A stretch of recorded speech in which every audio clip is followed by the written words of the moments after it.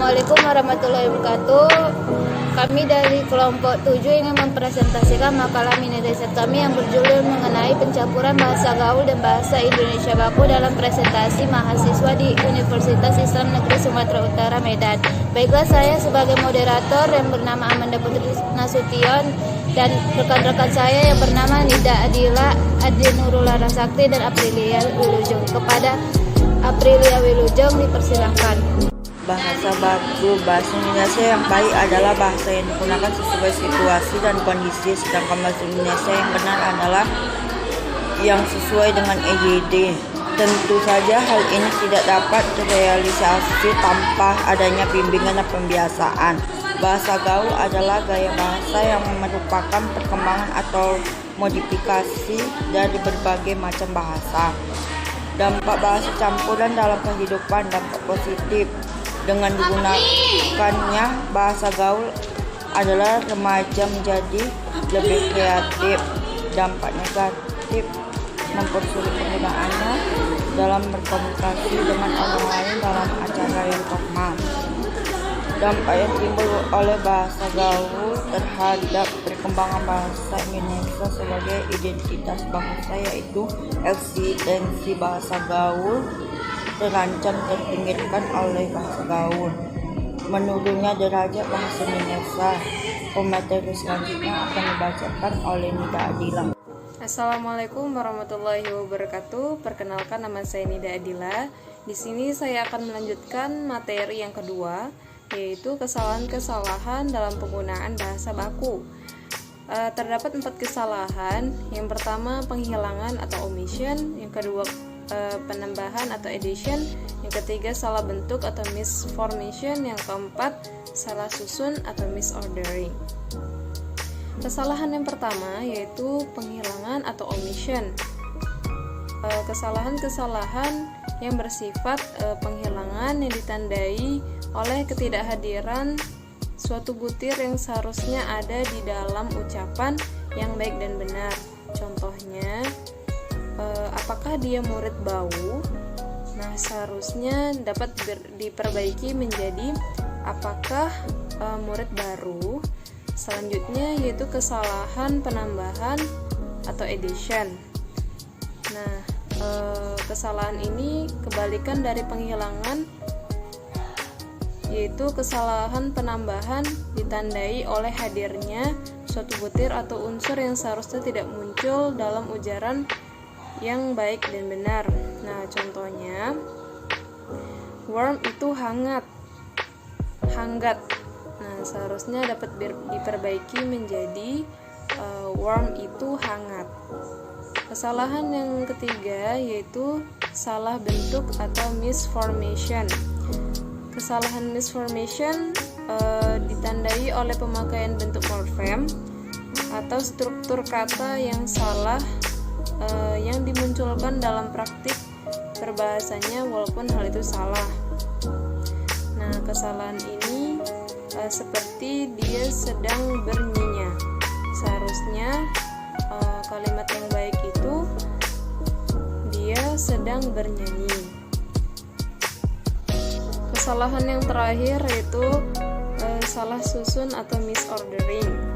Nah, kesalahan ini ditandai oleh penempatan morfem atau kelompok morfem yang tidak benar dalam suatu ucapan atau ujaran. Contohnya, ini wayang golek namanya copet. Seharusnya katanya itu wayang golek ini namanya cepot. Yang selanjutnya yaitu penggunaan kalimat efektif dalam bahasa baku. Kalimat efektif adalah kalimat yang tepat mengenai sasaran, kalimat yang komunikatif, kalimat yang mudah dipahami, atau dalam batasan yang lebih panjang. Dapat dikatakan bahwa kalimat efektif adalah kalimat yang mudah dipahami dan pemahaman pendengar atau pembaca biasa disebut dengan komunikan, sama persis seperti apa yang ada dalam pikiran pembicara atau penulis, yang biasa disebut juga dengan komunikator. Kalimat efektif memiliki ciri-ciri sebagai berikut. Yang pertama yaitu kelogisan. Maksudnya ide yang ada dalam kalimat itu dapat diterima akal sehat dan sesuai dengan ejaan yang berlaku. Yang kedua yaitu kehematan.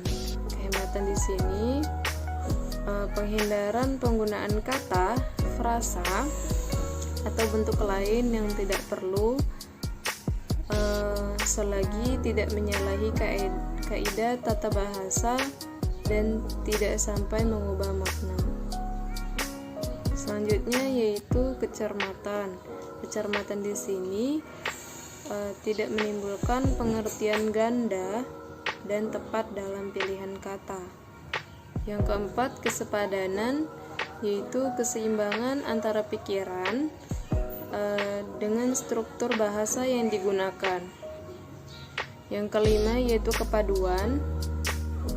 Kepaduan pernyataan dalam kalimat sehingga informasi yang disampaikan tidak terpecah-pecah. Yang terakhir yaitu keparalelan, kesamaan atau kesejajaran bentuk kata yang digunakan dalam kalimat. Metodologi penelitian. Metodologi penelitian dilakukan berlangsung pada dosen yang memiliki pengalaman pembelajaran di kelas dan mahasiswa di kelas PIAUD 4 semester 2. Metode yang digunakan penelitian ini yaitu metode wawancara berlangsung terhadap mahasiswa dan dosen.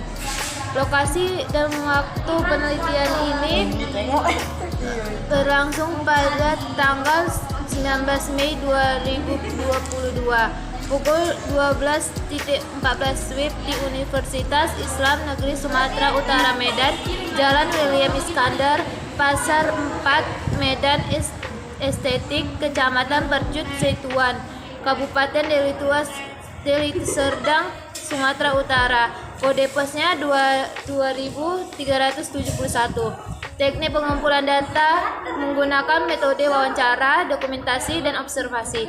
Metode analisis data metode ini yang diteliti lakukan dengan menganalisis data, yaitu menelaah pengalaman pembelajaran di kelas oleh dosen dan mahasiswa dalam presentasi yang dilakukan di kelas. Pelaksanaan penelitian. Pelaksanaan penelitian yang dilakukan yaitu dengan menggunakan wawancara kepada dosen dan mahasiswa guna memberikan permasalahan yang benar-benar terjadi di lapangan. Peneliti datang langsung ke ruang kaprodi guna mengamati pendapat dosen dari pernyataan yang dilontarkan secara langsung, serta wawancara terhadap mahasiswa di kelas PIAUD 4 semester 2 seputar pengalaman dalam melakukan presentasi. Dari hasil penelitian yang kami lakukan, penggunaan bahasa campuran pada presentasi itu terjadi karena faktor kebiasaan atau faktor pergaulan atau juga faktor ketidakpahaman audiens terhadap apa yang disampaikan oleh orang yang melakukan presentasi. Tetapi tetap melakukan usaha untuk memperbaiki bahasa baku yang digunakan. Lebih efektif dalam memilih kata baku yang mudah dipahami sehingga dapat memperbaiki tataan bahasa Indonesia yang baik dan benar. Karena bahasa Indonesia yang baik adalah bahasa yang dapat dimengerti oleh para pendengar atau audiens. Sedangkan bahasa Indonesia yang benar adalah bahasa yang sesuai dengan kaidah bahasa Indonesia. Kesimpulan bahwa dalam penelitian ini masih banyak mahasiswa yang menggabungkan bahasa baku dan campuran dalam presentasi, tetapi tidak melampaui etika bahasa dan dominan menggunakan bahasa baku. Contohnya menggunakan kata seperti kayak, ini menjadi gini, dan masih banyak penyebutan kata bahasa gaul yang digunakan. Sekian presentasi yang kami sampaikan. Mohon maaf bila ada kesalahan kata dalam pengucapan. Semoga materi yang kami sampaikan dapat memberikan manfaat untuk kita semua. Terima kasih kepada teman-teman yang menyaksikan video ini. Saya akhiri wabillahi taufik walhidayah. Wassalamualaikum warahmatullahi wabarakatuh.